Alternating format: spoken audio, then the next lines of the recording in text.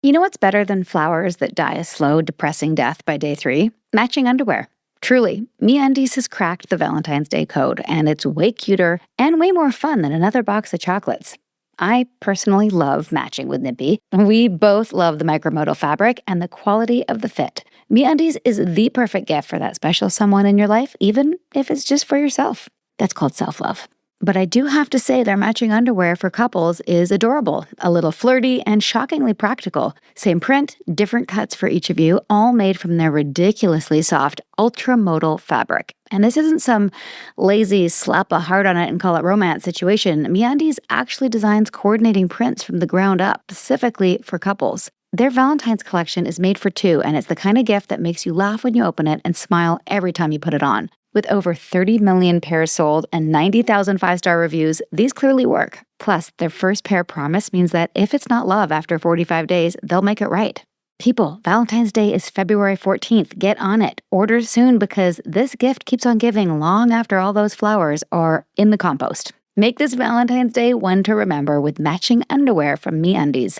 To get exclusive deals up to 50% off, go to MeUndies.com/culty and enter promo code culty. That's MeUndies.com/culty. Promo code culty for up to 50% off. Happy shopping and happy Valentine's. This podcast is for informational purposes only and should not be considered legal, medical, or mental health advice. The views and opinions expressed do not necessarily reflect the official policy or position of the podcast and are not intended to malign any religion, group, club, organization, business, individual, anyone, or anything.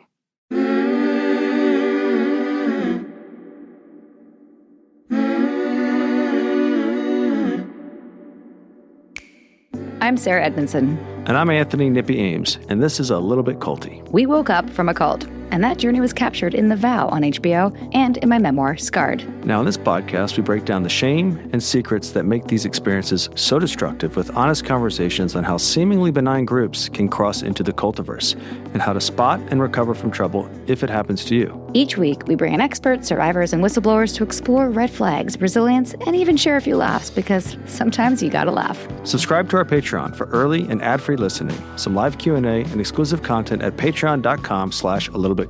Welcome to Season 8 of A Little Bit Culty.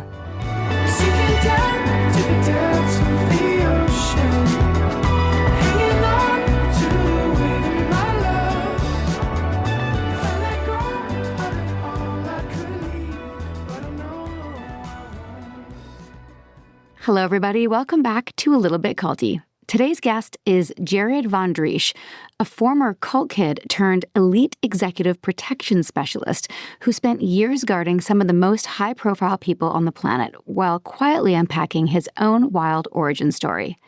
In this first part of our conversation, Jared takes us from his childhood inside a fringe Bahai offshoot led by his father, where eating boiled rabbit heads at school and spiritual violence were just another Tuesday, until the moment he realized the way he was raised wasn't just quirky, it was deeply unsafe. For those who don't know much about Baha'i, it's a global religion founded in the 19th century that emphasizes unity, world peace, and the oneness of all religions and humanity. While many adherents experience it as genuinely uplifting and community-oriented, critics and former members argue that its highly centralized authority, discouragement of dissent, information control, and practices like shunning of outspoken members can feel cult-like, especially for those who question leadership or leave the faith. We don't get too into the weeds of the Baha'i faith in this podcast, but it is the backdrop of Jared's experience. Along the way, we all bond over some intrusive thoughts about beating the brakes off of Keith Raniere and the weird overlap between jock culture and normalized aggression, and how kids in high-control families will tolerate almost anything to avoid abandonment. This is a fascinating, interesting, and trigger warning, upsetting episode, but funny note, Jared is actually briefly visible in Season 2, Episode 1 of The Vow. It's from a separate, unrelated trial where Jared was protecting a different client who is also represented by Keith Raniere's attorney. Small little world. Here's part 1 with Jared Van Driessche.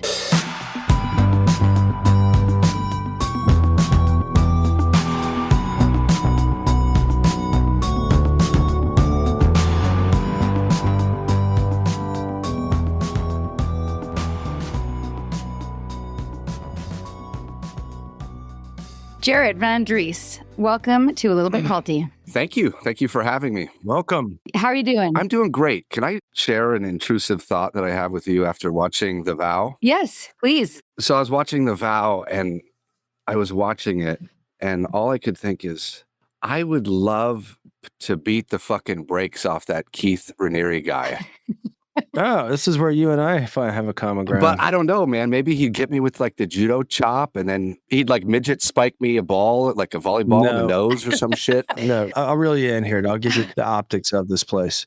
I haven't thrown a punch in malice since the late 90s and I was drunk when I threw it. Oh, man. You're a sweetheart. I'm not a particularly violent person. I have violent impulses like anyone. I haven't really fought. I was around jock culture mostly. I played football in college. My brothers and I were all kind of like in jock culture. So that's my relationship with normalized violence. All that said, I don't think there's a person in that organization that could have beat my ass. Keith Raniere included. Yeah, I didn't think so when I was watching it. I don't think Keith would get a punch off. And his boasting about judo From fifth grade, was by the based way. on his fifth grade resume, which is what he sold himself as. So I think if you had showed up to beat the brakes off Keith, it would have been 2 hits. You hitting him and him hitting the floor. I don't think that would have been enough for me, and I probably would have wanted to trust like me. brand my initials in his ass or something. I don't know. So I'll give Totally. you a little bit more context as well. You know, I don't know if you saw the volleyball stuff. Yes. And He watched the whole thing. Yeah. Okay, so that volleyball court was at something called the Red Barn Inn, which is kind of an athletic facility that had batting cages in it and like a pop-a-shot, maybe some ping pong stuff. It was kind of a rec center. And in that batting cages, they had a rack of aluminum baseball bats kind of right next to the batting cage, which is right next to the volleyball courts that he went. The reason I did not go to volleyball after I found this stuff out is because I knew that rack of bats were there. Oh, And I knew I had access to something that I could use against him because I knew that if I got in front of him, I don't think I was going to be able to control my impulses and or knock the shit out of people who were going to try and defend him who didn't know the deal. And some of those people were my friends. Yeah. So that was my restraint throughout this whole thing. So if you're watching it and feeling what you're feeling, trust me, multiply that times 10. Yeah, I'm sure. I'm sure it's fucking crazy what you guys went through. I think your story is so powerful, and I tell everybody about The Vow and about Nexium. Like, you haven't heard of this shit? Thanks for being our mouthpiece out there. And I did say this to you just from talking to you for 5 minutes. I think you and Nippy are going to hit it off. I don't know. It's just a feeling No, I I have. saw the interview and I was like, yeah, I get this guy. You guys need to be friends. I for sure get him. You could also vent about certain things in the world that we're not going to talk about on this podcast. Okay, sounds good. I mean, it's weird in your 40s and you're in your 40s and your 50s as a man. It's tough to make friends. So, Nippy, I'm down to make a new friend, dude. We'll talk. We'll talk. I love this. Where do you live again? So I live on a little island west of Seattle. Is it Vashon? Yeah, it's Vashon Island. Have you ever been there? I've never been, but I know 2 people who live there. Oh my God. That's Do you where- really? Who do you know? Yeah. Are we allowed to say? Are we allowed to ask? I mean, I think so. One is Amanda Knox, who I'm pretty sure is pretty public. But do you know Amanda Knox? I know of Amanda Knox. I've seen her around. I never talked to her, but I know her She's story. been on our podcast. I know her story Yeah. very well. I think she's an awesome person. She's an awesome person. If you see her, you can say, hey, fellow Little Bit Culty guest. Yes, I five. absolutely will Send do him a that. hat and he can wear it around Vashon. I'm going to send you a hat for sure. Oh, thank you. The other person is an old family friend of my mother's, Rob and Myrna. They must be in their 70s. Okay, I They're don't. probably not somebody you'd ever cross paths with for any reason. But anyway, they live there. I've always wanted to go. Yeah, it's like the size of Manhattan, but only 10, 12,000 people. And it's really close to West Seattle and Tacoma. So, you get that great rural living without the South's going to rise again, boy. Like, you got a pretty mouth, Nippy. It's not like that. That's one of his favorite things to say. That's my pickup line. Yes. When Nippy and I role play, he plays Dirty Cowboy. That's Okay. his. Yeah. TMI. I love it. Anyway. Yeah. So let's get into it. Okay. You've had quite the childhood. And before we dig in there, let's just set the backdrop for the cult. From my preliminary research, there's still debate about this, but everyone debates are all religions cults or offshoots cults? We don't have to cover that right now. Your experience was 100% culty in the Baha'i faith. Was that something your dad was born into, or did he discover it in the 70s like so many? Was he a hippie? Give us some context for where and how you grew up. Yeah. So my father's first generation, or I'm first generation American on my father's side. So he was an immigrant from Belgium. And he moved from Belgium to Alaska in 1966. And he was a deep sea diver and a wild man, like this guy's a savage. Like all the savagery that you see in movies, my father was like 3 times that shit.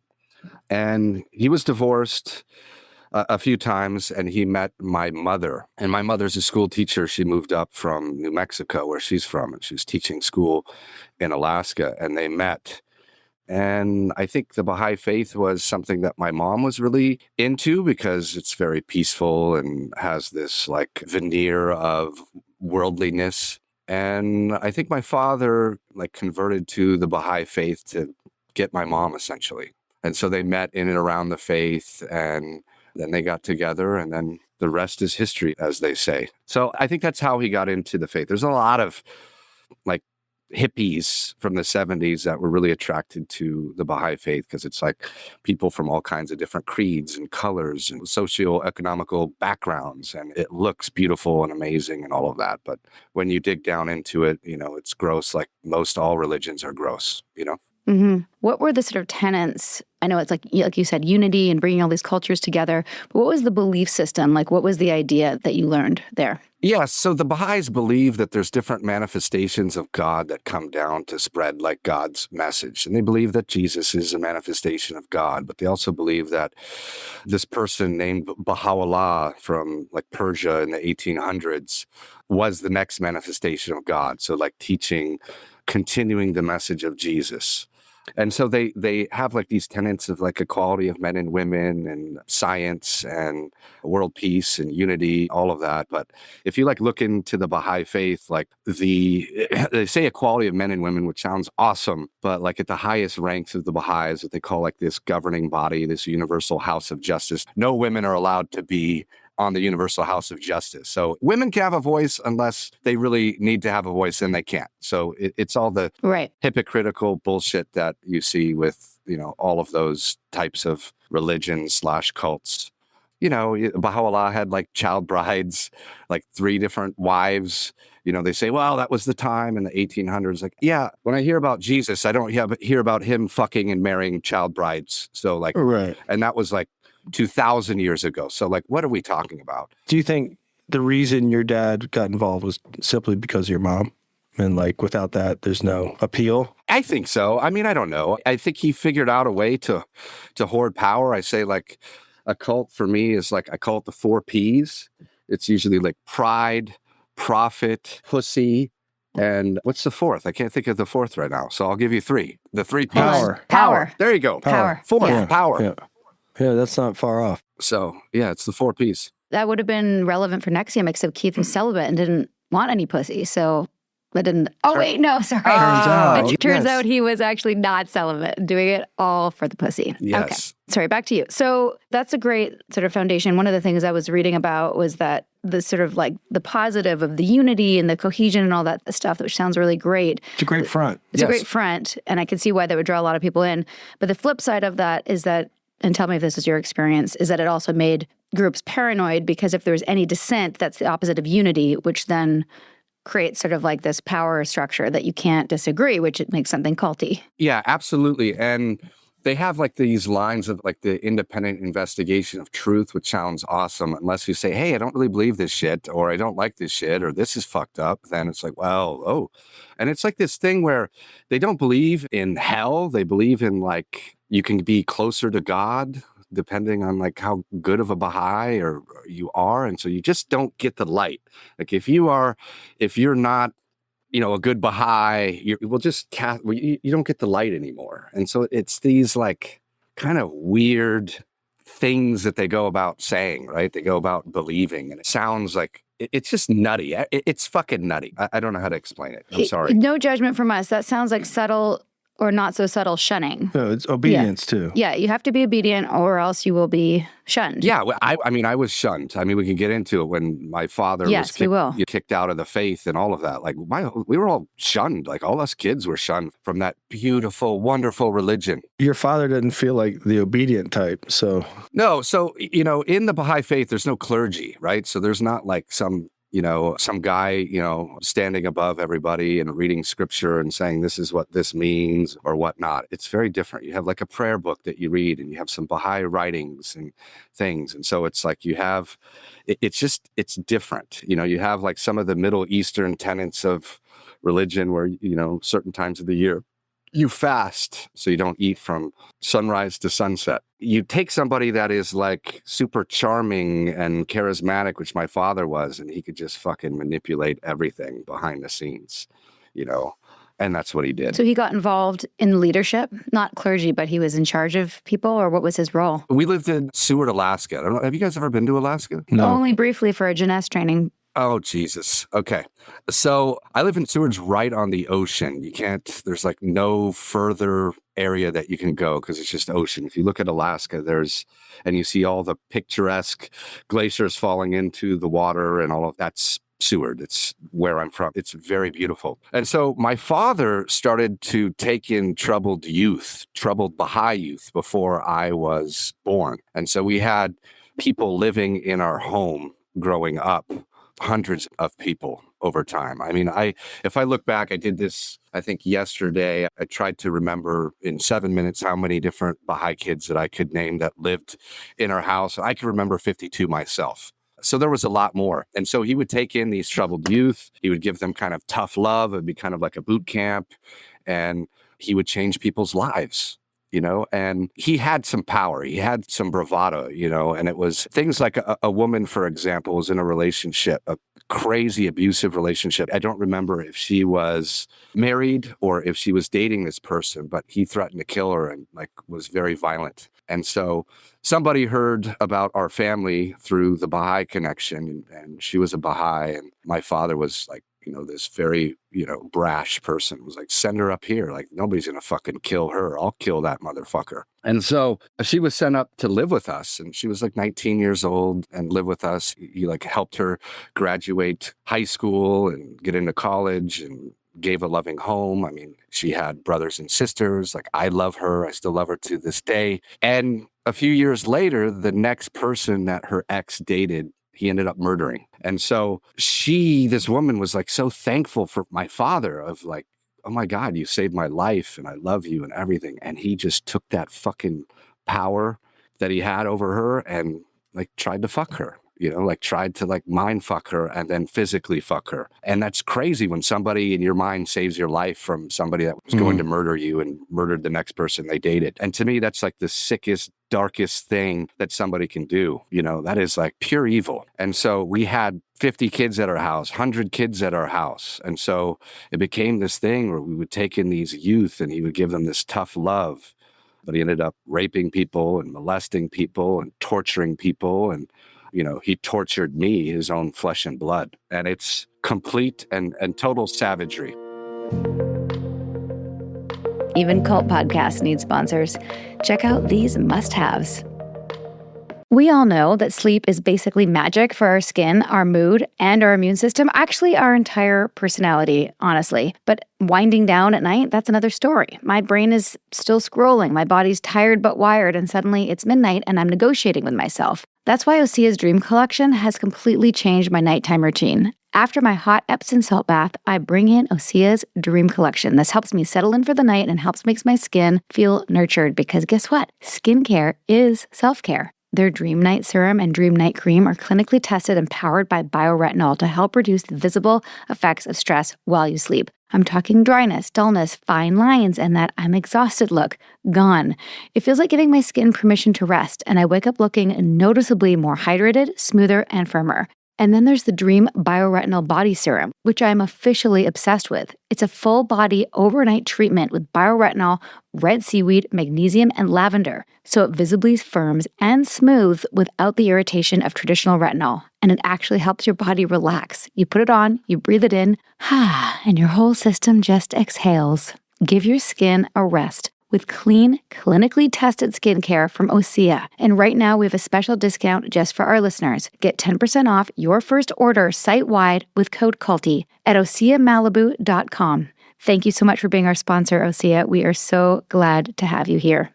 Enjoy. People, it's a fish. The new year is here, and it's the perfect excuse to give our home and our kids' rooms a 2026 level upgrade with Wayfair. From bunk beds and fun decor that almost get them excited to clean their rooms, to fresh bedding and rugs, it's an easy reset to get everybody back on track. Wayfair also has everything for an all-around home refresh. Decor to make your living room feel cozy again, storage solutions for every corner, and organizers for bathrooms, toys, and even that mystery stuff closet. In our case, it's actually a drawer, but everyone's got one. Plus, you can grab kitchen essentials that make weeknight dinners less chaotic and more. We got this. And set up legit podcast from home spaces with desks, office chairs, and bookcases. With Wayfair's huge selection, it's ridiculously easy to find pieces that fit your style, budget, and life. We actually just got the best new bed for Ace with storage underneath, because you can only imagine how many monster trucks that kid has. The quality was fantastic, and it was super easy to assemble. I love that I can easily find things that the kids love and that work with my boho chic home style. I also have now officially found homes for every room in our house, even the podcast studio. So, get organized, refreshed, back on track this year for way less. Head to wayfair.com right now to shop all things home. That's WAYFAIR.com. Wayfair. Every style, every home. You've probably heard us talk about Hungry Root before, so you know how much we love it because it truly simplifies our lives. As busy parents, it's been such a game changer for saving cooking time and reducing stress to do all of our weekly food shopping with Hungry Root. We always love the groceries and the snacks that they choose out for us, but I specifically love how they tailor it to our needs. Like, as you probably know, I'm doing the keto-ish thing. So I love the grilled turkey tenderloin with the pesto grilled veggies. Yum! Hungry Root now has over 50,000 chef-crafted recipes to pick from every week. That's a lot, but tons ready in 15 minutes or less, plus more than 1,000 grocery items, smoothies, sweets, kid snacks, salad kits, ready-to-eat meals, and supplements. It's ridiculously easy to feed everyone's taste and nutrition goals. They also keep quality front and center, screening out over 200 additives, sourcing out high-quality meat and seafood with no hormones or antibiotics, offering organic produce, and stocking trusted brands. If your New Year's resolution is to finally dial in healthy eating, Hungry Root makes it almost effortless to get started and actually stick with it by combining recipes, better-for-you groceries, and smart personalization in one place. It's truly brilliant. I love that everything that I order from Hungry Root fits my needs. I don't have to send anything back. It's totally tailored to me and my goals and my family and makes things so convenient.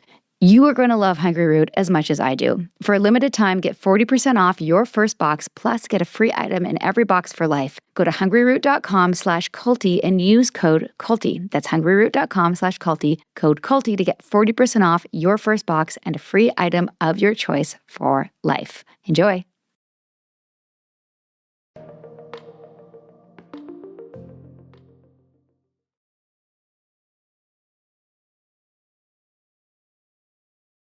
Thank you, sponsors. We couldn't do it without you. Now, let's get back to the show.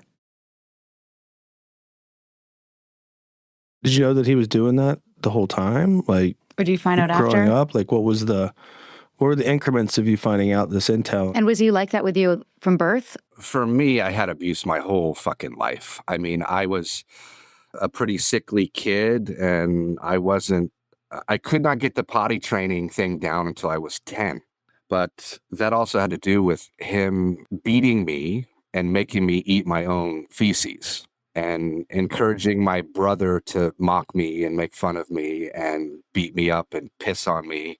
It was fucking torture. I'm ruined today with food. You know, like I eat like a fucking bird or a trash panda or a, hummingbird. I like to have little things because I don't ever want to be full. I don't want to feel that feeling. It feels gross to me because my father used to force me to eat food. He used to force me to eat, crazy animal parts. Like we'd kill a fucking rabbit and he'd make me eat like raw rabbit liver and kidneys and, all kinds of just weird shit like that. And so that fucked me up. And so I had that going on, but it was like very loving. Like, I love you and you could do anything. And he was like very physically affectionate with me. And he told me like many great things. And he was very loving in these other ways, but he's a fucking psycho. Like, should be in prison. I know that he's a pedophile. I know that he was a rapist. I don't know if he killed people, but I've been around killers. And he had the fucking killer eyes, man. Where were the guardrails? Like, if you're adjacent to this organization that's about love and et cetera, did people know? Were there guardrails? Like, how was the abuse administered? How do you keep it hidden? You ever seen a bullfighter? Like a matador? Yep. Mm-hmm. He was like a fucking matador, man. You're like, oh my God, this bull is going to cream this dude. And he could just step out of the way at the last second and, throw a sword into this fucking poor bull. He knew everything that people would say to like poke holes and shit. Like he'd be like, oh, you're telling me I'm brainwashing people. Well, yes, I am brainwashing people because you fucking have a dirty brain. You need reprogramming. Well, I'm going to take your brain out. I'm going to clean that. I'm going to wash it. I'm going to do it. And he was like so charming. And he played up that like French, Belgium fucking accent. My darling, it's so beautiful to see you. Like the fucking that gross shit. And so he could like, oh, this is my culture, and kiss people on the mouth and all of that. It's like, dude, I've been to Belgium, asshole. They don't do that shit there. You're just a fucking pervert. So he was like charismatic, and these kids would come to our house and they'd be like on drugs, or, it's some kid that was a fucking gang member came up and lived with us, and he got him to graduate high school and be a productive member of society. So he did like these like amazing things, but he's doing all this dirty shit, behind the scenes. Well, that's the cover. Yes. And then people don't want to admit to it. They don't want to see it. They don't want to say they see it. You can lie to yourself. And that's what the Baha'is do. They lie to themselves. I'm talking to the Baha'is like right now, and they're like, oh, well, no, your father was, what he was doing was a cult. We'll admit to that. I'm like, we called it the Baha'i faith. We read all the fucking Baha'i prayers. We went to all the Baha'i gatherings all over the United States, all over the world. We went to those things. So I don't know if it fucking walks like a duck and quacks like a duck. It's a fucking duck. It's the Baha'i faith. That's what we were raised in. I was born into that. But they can't take that. They can't take that L. They can't say, hey, the Baha'is let us down. The Baha'is let the other kids. They can't do it. You're fucking programmed, right? You're programmed. It's like the racehorses. Well, the line that I've come to kind of recognize is applicable to a lot of people is it's easy to fool people. It's hard to convince people they've been fooled. Yes. I think that's very true in my experience. The hook is easy. Taking the hook out is very hard. And a lot of the things that are keeping the hook in are pride, embarrassment, shame. And those are very powerful kind of adhesives once the hook is in, wouldn't you say? Especially when there's a group that like has such a loving, beautiful veneer. Yeah. Yes. It's very easy to say, well, that's just your dad's just a bad apple. You're giving that up as well. It's easier to say your dad's a bad apple and that's evil and that's culty or whatever, or a cult. But what we're doing is good because blah, blah, blah, blah, blah. That's so disheartening. And I'm sorry that you're going through that. And I hope you make headway. I really do. Yeah, I mean, I'm trying. I think it's something every day that, I deal with. I have such guilt myself because we had all these kids here. And yes, I'm a kid, but like I was co-opted into being pretty brutal to the other kids and children that live there. I mean, towards the end of my father's health started to fail him and he broke his back and he wasn't the Tarzan that he was previously. Like there was kids that would run away from our little town in Seward, like the next town, like Anchorage or the next town's like maybe Kenai or Soldotna, but the major town to get out of there is like Anchorage, and that's like 200 some miles or 122 miles away. And so these kids would run for their life, and he co-opted us into kidnapping these kids. So I'm like 15, 16, kind of semi-athletic fucking kid, and I just go in and tackle these kids on the fucking train tracks and drag them into the fucking van, and we'd all like fucking hold onto them until we could, bring them back to the home. And this is something that happened 3 or 4 times. People trying to escape, people trying to run. And it's like, I did that. I was part of that. I was a fucking kid, but Jesus Christ, that's so fucked. It's so fucked. It is. And I'm sure, and I've done a lot of therapy since, so we can get into that maybe in the latter half, but hoping that you know that you were, I'm guessing, doing much of this for your own safety and security. Like what would happen if you, at that age, rebelled against your dad and didn't do what he said and wasn't obedient? Sarah, I do a lot of therapy and I'm so with you on all of that, but it feels bad. I feel bad about it. Yeah, I get that. It fucking hurts hurts my heart that I was a part of that. And we were brutal. I mean, there's kids that are, if they had warts and shit like that, we'd cut them off with garden shears or needle-nose pliers. We'd pour, hydrogen peroxide on there. We'd put a knife in the fire. We'd cauterize it. We'd burn their hands, and we'd convince these fucking kids that this is what needs to happen. I mean, it was savage. When I say my father was a killer, I've been around killers, like I said, and there was one time we had this kid that came, and he was this big physically, probably big kind of football player guy. And he was gotten into a fight with my blood brother, my older brother, Andre. And he was bashing his head against the wall. And I just remember my brother, we're so used to violence. My brother is getting his head bashed into the wall, and he's fixing the picture frames just to make sure that they're straight while this is happening. And my father comes in, and he sees this happening, and he goes to the kitchen, and he grabs this big fucking kitchen knife off of this magnet. And he goes to the kid, and he bashes him in the fucking head with the edge of the knife. And then he turns the blade on his fucking throat. He's like, I'm going to fucking bleed you right here. And that fucking kid stopped everything he was doing. But I believe him. I've seen evil. And my father was fucking evil. And there's a body somewhere, I believe, in my heart. I don't know.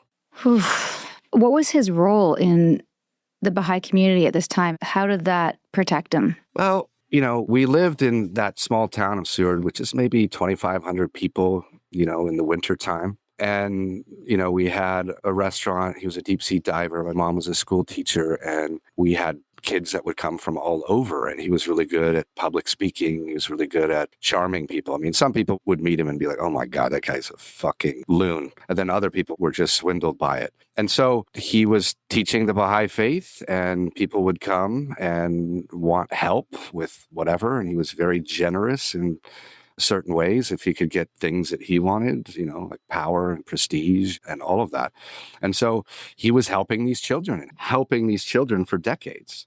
And the Baha'is say, we never officially sanctioned. Well, all of you guys that were paid members of the Baha'i, local spiritual assembly or national spiritual assembly, were sending your kids there or sending troubled youth there. So he was kind of like this tough love guru. It's I've been through the shit. I'm going to help everybody. And people ate that the fuck up. It was they couldn't get enough of it. Time to deprogram. Listen up for our sponsor's latest offer.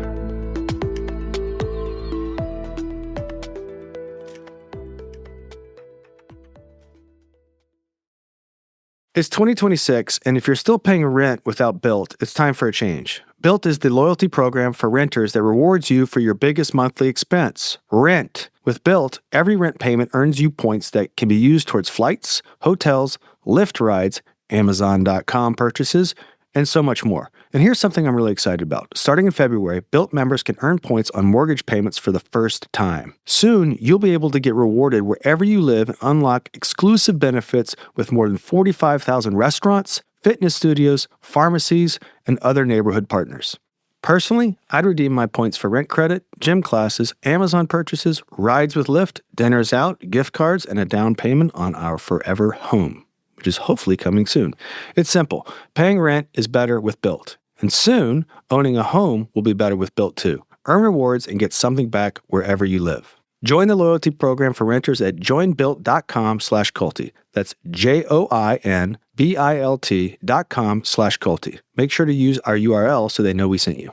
Look who's back. Rocket Money. We are so thankful to our sponsors, Rocket Money. When I started using Rocket Money, it helped me realize I was spending money on an account called Netflix, which we already had. For 2 years, I wasn't using it because Sarah already had one. I also found out I was still paying a membership to a gym in Albany, New York. Won't be visiting there anytime soon. Rocket Money is a personal finance app that helps find and cancel your unwanted subscriptions. I've named 2 so far. It monitors your spending and helps you lower your bills so you can grow your savings. Rocket Money is like that super organized friend who's a tad annoying, but it's great to have an app that's not annoying, who actually remembers what you signed up for. It quietly tracks all your subscriptions in the background and lets you cancel the ones you don't need right from the app in just a few taps. No awkward phone calls, no hunting for sketchy account settings pages, and no surprise renewal charges months later. It also automatically categorizes your transactions across all of your accounts. You can add your own custom categories and tags so your spending actually makes sense to you. That kind of organization makes it way easier to spot patterns and start saving on purpose, whether it's for a big trip, a new car, or finally having our real house fun instead of just vibes. Nothing annoying about that. Let Rocket Money help you reach your financial goals faster. Join at rocketmoney.com/culty. That's rocketmoney.com/culty. rocketmoney.com/culty. You all know that Quince has been our sponsor for quite some time now, but what you might not know is that Quince is also a cheat code for starting the year with a wardrobe refresh when you're a parent who has approximately 4 seconds to get dressed. Their styles are versatile enough that you'll reach for them day after day without thinking hard about it at all. They've got all the staples handled: soft Mongolian cashmere sweaters that feel designer without a huge price tag, 100% silk tops and skirts that make dressing up easy, and perfectly cut denim that actually fits into the real-life school pickup grocery run schedules. Their Italian wool coats are the real main character pieces, beautifully tailored, soft, and built to last way longer than a single season. Get premium materials at prices that don't require a family budget meeting. Personally, I can't tell you how much I'm loving my new organic stretch corduroy mini shirt dress. It's in blue, it's a staple, and I'm probably going to give one to my best friend this holiday as well. Don't tell her, it's a secret. And all of my cashmere sweaters are getting some serious play this winter. Even my sweaters from last year are still looking great. But right now I'm debating getting a new winter puffer jacket, only $200. That's crazy. Or the Mongolian cashmere turtleneck midi sweater dress in brown. But now I'm really excited that they have expanded into home and bath and kitchen and travel. What's next? What is next, Quince? Refresh your wardrobe with Quince. Don't wait. Go to quince.com/culty for free shipping on your order and 365-day returns. Now available in Canada too. Oh, Canada. That's QUINCE.com/culty to get free shipping and 365-day returns. Quince.com/culty. Happy shopping.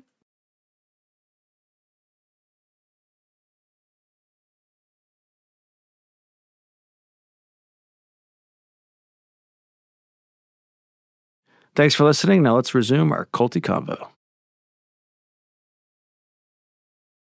Are you familiar with the term troubled teen industry? I am not, but I think I know where you're going with that.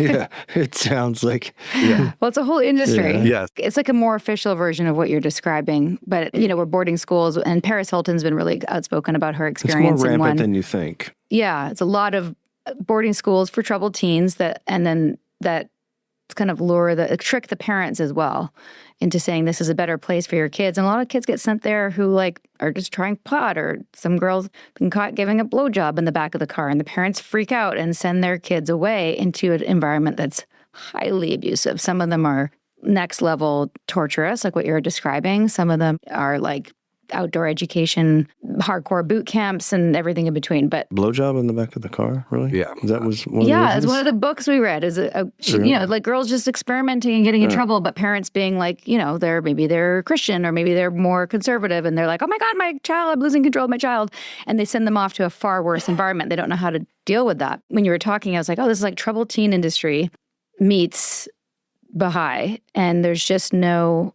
There's no guardrails. Well, there's no checks and balances. Yeah. It sounds like Yeah, is the main there's not. problem here. Chet Hanks, Tom Hanks' son, talks about his experience at like one of those like wilderness camps, and it's totally abusive. And the Baha'is are, they don't believe in premarital sex, so you have like sexually oppressed people, and and there was a lot of these like poor, sweet kids that are like, maybe sucked a dick, or maybe they had some marijuana or whatever. And they're like, oh my God, these bad kids, let's send them to Ivan's house in Seward. He's going to straighten them out. And so like that power was super addictive for him. And I could see how that would grow and that would change. And he'd get everybody to call him dad. No, I'm dad. And you get the girls to kiss him on the mouth. And then they get the girls to sit on their lap. And then, Jesus. He'd say shit like, this girl, she's like my daughter, she could come in here naked and it wouldn't be anything. Like, dude, why are you talking about this girl that's your daughter, that she's like your daughter naked? Like, what the fuck, is that? And then like all this, like, if you go down on a man talking to a woman, you got to make sure he goes down on you, and if you ever want to like touch yourself, like this is how you touch yourself. This is how you touch the clit. Like, what the fuck are you saying? What are you so doing? Inappropriate. Yeah, no boundaries. No boundaries at all. And like really gross, leaky sexual energy that was everywhere. But yet at the same time, you guys, like we'd watch a movie And if there was like a rape scene or a woman getting the shit beat out of her by some asshole, that would always piss him off. And he's like, oh, I would kill him. I would beat his fucking ass. He would say all these things, but yet he's raping and molesting, on the other side. So it was like this fucking crazy thing. And, Right. if somebody were to leave, and have accusations of inappropriateness on his behalf, he could like lean into that and be like, oh yeah, she's a troubled person. She's going to say this, that, and the other. Like, why would I do anything with her? She's a girl. I love my wife. My wife is the most beautiful, the most amazing, the most this, the most that. He was just clever fucker, Where was she during all this? My mom? Mm-hmm. My mom was a school teacher and she was a swim coach. So she was traveling a lot. So a lot of this shit, she wasn't around so much. And my mom's a tough one. I've had a lot of hard conversations with her. She's super fucking naive and she never harmed me or hurt me. I told her, you should have left our father. You should have divorced him. But she's kind of like that old school 50s housewife shit, to be honest with you. So she never saw what he did to you? I think she saw some shit, but I think that she either lied to herself or he, Stockholm syndrome type stuff with he just had that fucking magic dust for her. He could control her and he could manipulate her. And she's like a super, loving woman. She lost her father in a tragic car accident on Father's Day, actually, when she was 9. She was in a coma for days. So she had a traumatic brain injury. I'm not saying any of that to make any excuses for her or anything like that, but she just is. My father tortured me and tortured others, hurt others. My mom never fucking hurt me, not physically, maybe not protecting me, maybe not protecting me, but I don't know. My anger and rage. It sounds like she's in a tough situation herself, because if I kind of look at the optics, you're in Seward, Alaska. I can't imagine there's a lot of recourse for someone to go to local authorities. Is that correct? I don't imagine there's a robust place where you could go and complain. Yeah, it's a tiny little department and everyone probably knows each other. Yeah. I imagine she was in a tough position herself. Yeah, I think she is, but I still have some anger about that. And no, it doesn't mean that can't exist as well. Yeah. She's sweet and kind, and how she always treated me was super loving. But then you had this wild father. Jared, when did you realize this wasn't normal? I know a lot of abuse survivors don't know that it's bad and not normal until they do. What was that journey for you? When did you realize that things are bad? There was some different examples or times in my life. So like I said, we'd eat weird animal parts and animals, and he would do this weird taxidermy with different bones of animals that he killed and glue them on these lamps. And they usually had some sexual fucking, theme to them in some way. And he loved the shock and the awe. And so we used to grow up eating rabbit, and, I've butchered hundreds of rabbits. And one of the delicacies in my family was rabbit head. And so in 2nd grade, Mrs. Vessel's class, shout out Miss Vessel, for my lunch, I go to school and everybody's got their fucking Lunchables and their snack pack and this, that, and the other. Fruit roll-ups. Yeah, fruit roll-ups and chocolate milk. And I have a tinfoil rabbit's head that's been boiled. So I come in, everybody's eating their lunch. I take the rabbit, I rip the jaws open, I eat the tongue, I bash the skull on the table, open the brain. Jesus. I'm sucking the brain out because this is what I do at our house. The teacher's like, Jared, you need to sit over there. I mean, the kids were fucking disgusted. And I was, I'm like, what? Not everybody does this? Not everybody's eating fucking rabbit heads? And so that in the 2nd grade, that was the first time where I kind of realized that, whoa, the shit that I have going on at home is very different. But I also tried to lean into it. Hey, this is me and we're different. And I tried to defend it. And I tried to protect what we had, because all you have is family. In therapy, that I've learned, and probably you guys know too, is a child would do anything. They'll be raped, they'll be tortured, they'll be beaten. But abandonment is the most scary thing. Humans, we need our parents. We need acceptance. We need tribe. And so a kid will tolerate most anything in order to survive. That's a survival mechanism. And so I tolerated a lot. And that was one of the first times like, whoa, this shit is fucking different. And then, you're made fun of in school, and then crazy cult and all of that. Like, we heard all of that. And like, I don't blame those people. I don't blame the outsiders for looking at us like that, because goddamn, that's fucking weird, right? That's different. Mm-hmm. And I know you've done a lot of healing on the other side and research and watched all the documentaries and whatnot. When did you put together that this was a cult, or you had a culty experience, or whatever you want to call it? When did you make that connection? Did you think the cult was the cult of your dad via the group, or the group who had a hold on your dad? What was it you felt like you were breaking free from, the cult or your dad? And how did you break free? Lots of questions. Well, I think that it was one and the same. The Baha'is, if they hear this, they'll fucking cry and they'll say, no, it was all Ivan. It was all Ivan. No, we did all the Baha'i things with all of you. All of your kids were there. So that's not accurate. The thing that happened was, there was a couple things. There was an older girl that lived with us, and I was 15. I really had nobody that, I never had sexual attention from somebody, because nobody in that fucking town would have paid attention to me, with the rabbit head eating fucking kid that is a cult and all of that. And so I got into this very innocent, intimate relationship with this older woman. When I say woman, she was 19. I was 15. And I had all that religious guilt about no premarital sex or whatever. And my father was like, this woman was there and she's going to come back and leave for a few months. I'm like, I don't want her to come back. He's like, well, why not? And I broke down crying to my father, kind of in a sexual relationship. I don't really want this. It doesn't feel right for me, so on and so forth. And I could just see in his eyes, he was so fucking turned on by that. He's turned on by his son being vulnerable, expressing one of his first sexual experiences. And so I went bear hunting. I used to hunt a lot growing up. That was my escape in the woods. And so he tried to put the moves on her, tried to rape her, molest her, kiss her, while I was away in the woods on a 3-day bear hunt or something. And I came back and all the kids at the house were escaping. This woman was escaping. And I'm like, what is happening? What is going on? And she wouldn't talk to me. And she's with her older sister that was there. And they took off to Anchorage. I jumped in a car. I followed them. It's a 2-lane highway at the time for a long time. I ended up running them over off the road. I bashed the car that I was driving into their car. And I went up. I'm like, what the fuck is going on? She's like, your fucking father is a piece of shit. And then I'm like, what? What's going on? And then we had this big powwow with all of the Baha'is, a week or so later. They came down to Seward and they all sat around. And my father knew some shit was coming. And he talked to me, and my little sister is 4 years younger than me. And he goes, hey, people are going to say some shit. I'm going to just kind of admit to some shit, and no big deal. This is fucking silly. So we're like, okay, I'm 15 fucking years old. Okay.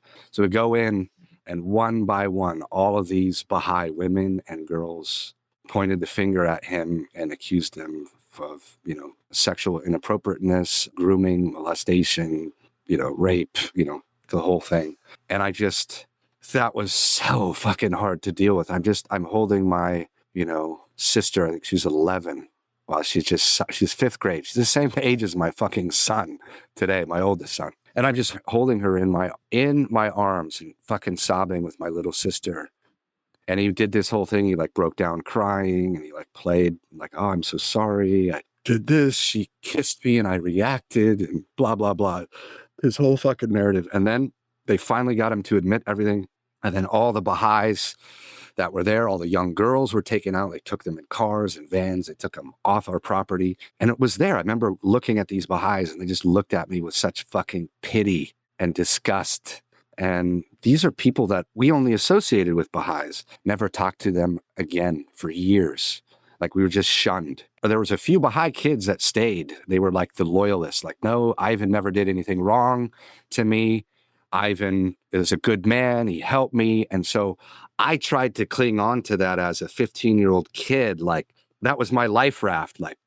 This kid says that nothing happened, and this woman said nothing happened. So yeah, all of them are lying, even though in my fucking heart, I knew it was true. But I just couldn't deal with that at 15. And I started to like self-destruct. I had a real sick obsession with pain where I'd try to control pain. I'd burn myself. I'd go into, rage. I would punch walls and break my hands. I would smash my fucking head against walls. And, I've got fucking scars and shit from that. I was anything to have some control over something. And so that's when I first discovered.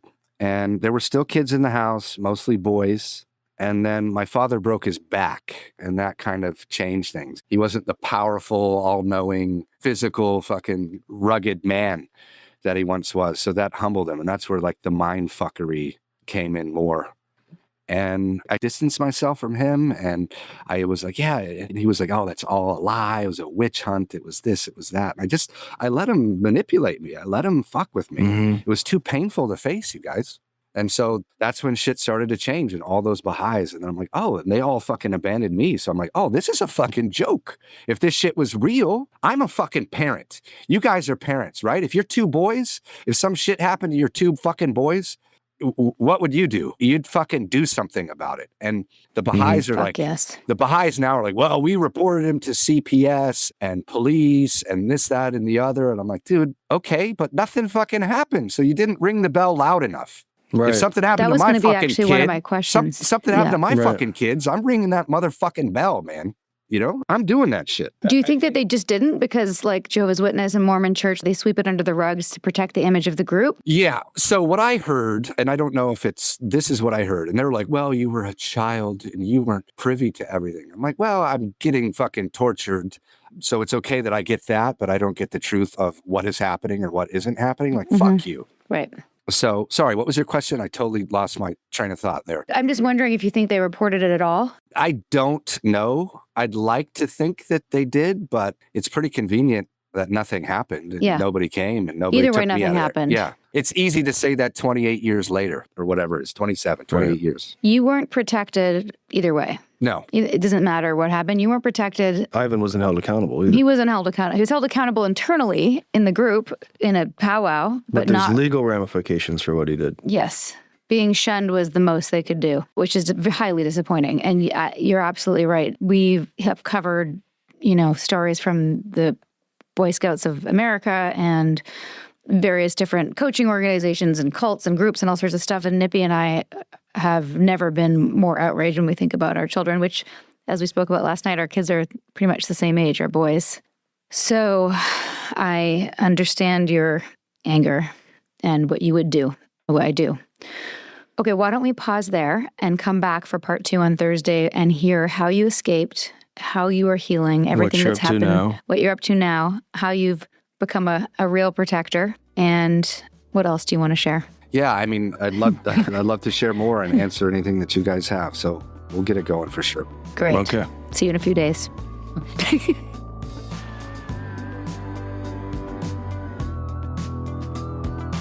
Okay, everybody, we're going to pause right there. Please come back on Thursday for part 2. Sinking down to the depths of the ocean, hanging on to the wave of my love. If I let go of it all, I could leave, but I know I